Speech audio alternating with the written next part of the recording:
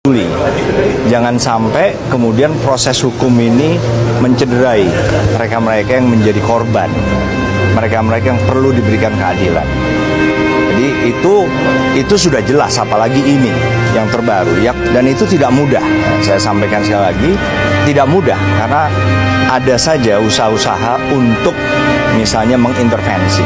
Saya terbuka sejak awal, siapapun, LPSK, Komnas HAM, semuanya kami terbuka. Itu kita kawal supaya apa? Itu sudah berkekuatan hukum tetap saat itu, bayangkan.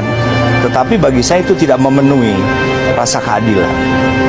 Karena kemungkinan besar ada intervensi. Oleh karena itu ya kita buka kembali. Andika, Pak, boleh minta tanggapannya Pak terkait dengan yang kasus ini Pak sebagai mantan Panglima TNI Yang jelas itu kan tindak pidana, Mas. Tindak pidana macam-macam. Kemudian tindakan menggunakan kekerasan yang mengakibatkan mati, pasal berlapis. Yang jelas harus diproses secara hukum. Harus. Kalau seandainya itu terjadi di posisi Bapak waktu itu, Bapak bakal kayak gimana, Pak? Wah, itu kan hipotetis. Biarlah pejabat sekarang yang nanti berkomentar. Ya, Mas ya. Oke. Saya ingat pesannya Kapolri. Kalau mau menjadi sahabat Kapolri, kritiklah Kapolri secara pedas. Saya kritik Kapolri secara pedas karena saya ingin menjadi sahabat Kapolri. Dan karena masih ada ragu-ragu lagi, saya sampaikan bahwa yang berani mengkritik paling pedas untuk polisi itu jadi sahabatnya Kapolri. Saya sampaikan gitu, sehingga saya ingin memberi ruang kepada masyarakat untuk kita betul-betul pengen tahu apa sih yang dipikirkan masyarakat tentang polisi. Disinilah saya bilang, ayo Kapolri kita benahi ini di dalam hal ini Kapolri. Membentuk tim pencari fakta dari kalangan universitas yang ahli-ahli hukum pidana untuk menyelidiki dari mulai tahun 2016 sampai sekarang. Ya, itu yang pertama. Yang kedua, kami juga sangat mempertanyakan atas perilaku dan sikap dari Pak Rudiana, bapak dari almarhum Egy. Begitu kami ditunjuk sebagai kuasa hukum dari keluarga Vina, kami langsung mencoba berkomunikasi dengan Bapak Rudiana untuk saling tukar pikiran, karena anaknya kan yang korban si Eki, tapi kami tidak ditanggapi apapun.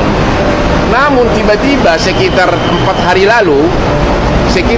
lalu ada seorang oknum polisi mengaku utusan dari Pak Rudiana ini mau menunjuk kami sebagai kuasa hukumnya. Tapi ada pesan terselubung di mana bahwa Pak Rudiana itu yakin pelakunya adalah Peggy. Ya. Ada apa nih? Kenapa baru sekarang bereaksi? Dan akhirnya kami dari tim hukum Nainora menolak menjadi kuasa hukum dari Pak Rudiana karena kami melihat mempertanyakan ada apa. Padahal dialah yang dari awal mengikuti kasus ini. Dialah dilaporkan peristiwa ini oleh saksi-saksi. Dan juga kenapa dia diam selama ini? Kenapa baru sekarang? Sehingga seolah-olah targetnya yang penting Peggy dihukum selesai, kasus ini selesai, rakyat puas. Dan itu tidak mungkin. Aku dan keluarga udah lagi mantau orang ini nih. Ini ada satu akun nih yang lagi kita pantau, soalnya udah nyebut nama ya, terus ngarang cerita, ngarang dongeng. Pengacara kita juga udah pantau terus nih orang ini, ibu-ibu yang gak jelas. Ya, kenapa mantu panik? Apakah mantu juga ikut menyuap? Keceplosan. Ya tuh, nggak perlu takut tuh ya. Kalau benar, harap-harap tenang. Ya, jangan panik ya mantu ya. Ya. Duh, keren amat itu ya Allah. Gusti. Aduh, saya sendiri kucing saya aja sampai bingung liatnya ya Allah. Bau-bau telek katanya. Ya. Santai aja bro, ngadapin orang yang ketakutan. Ya, orang yang bikin sayembara artinya dia penuh ketakutan, takut terbongkar. Karena apa? Satu, kalau ini memang ada sayembara drakor itu terkuak, kemudian terkuak juga pembunuhan berencananya, akan dikenakan pasal berlapis. Hukumannya hukuman apa? Hukuman mati. Ya, sampaikan tuh sama mantu sama itu. Kalau drakor-drakornya udah banyak menyebarkan berita-berita bohong, kok saya yang dibilang menyebarkan berita bohong?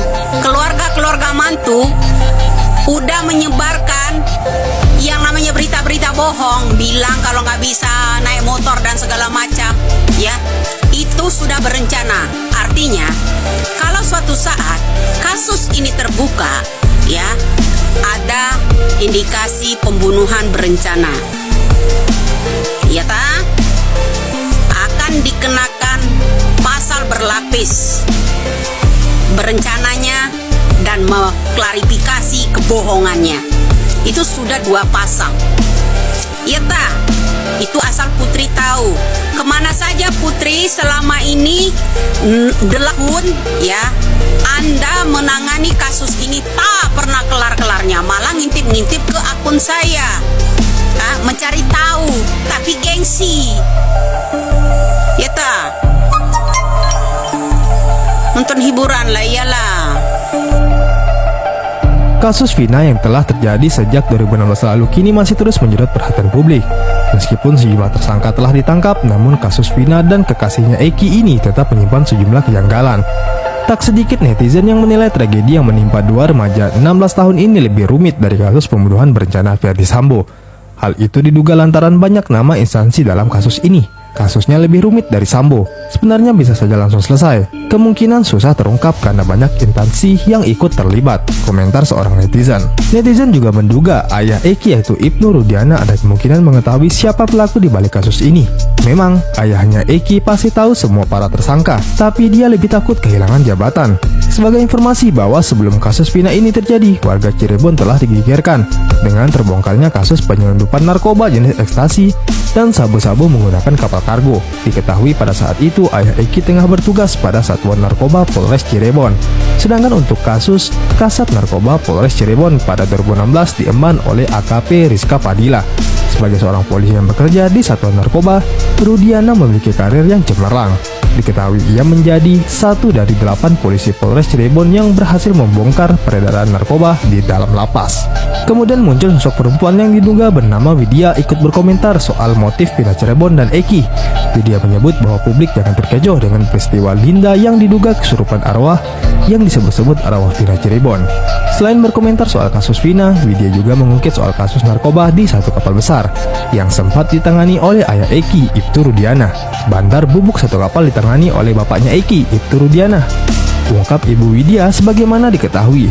Sebelum pembunuhan Vina ini terjadi, warga Cirebon sempat dihebohkan dengan terbongkarnya kasus penyelundupan narkoba jenis ekstasi dan sabu-sabu yang diangkut menggunakan kapal kargo. Setelah melakukan penyelidikan lebih dalam, polisi mengetahui bahwa kapal itu berlayar dengan rute Selat Panjang, Medan, Sumatera Utara, dengan tujuan akhir di Pelabuhan Cirebon. Berdasarkan informasi AKB Doni Setiawan, kapal itu milik PT Inti Galangan Samudra, yang memang sudah biasa untuk mengangkut narkoba. Perlu diketahui bahwa sosok ayah Egi yakni Ibtu Rudiana pada saat itu menjabat sebagai Satuan Narkoba Polres Cirebon. Lebih lanjut, sosok Widya mengatakan bahwa posisi ayah Eki pada saat itu tengah terjepit. Widya juga menduga jika kasus ini justru tak ada sangkut pautnya dengan Vina maupun Linda. Widya juga meminta Presiden Jokowi untuk mengusut motif pembunuhan Vina dan Eki secara mendalam. Dalam hal ini, Widya meminta Presiden Jokowi untuk memanggil Kapolri yang menjabat pada tahun 2016, mengingat waktu peristiwa terjadi pada 2016 silam.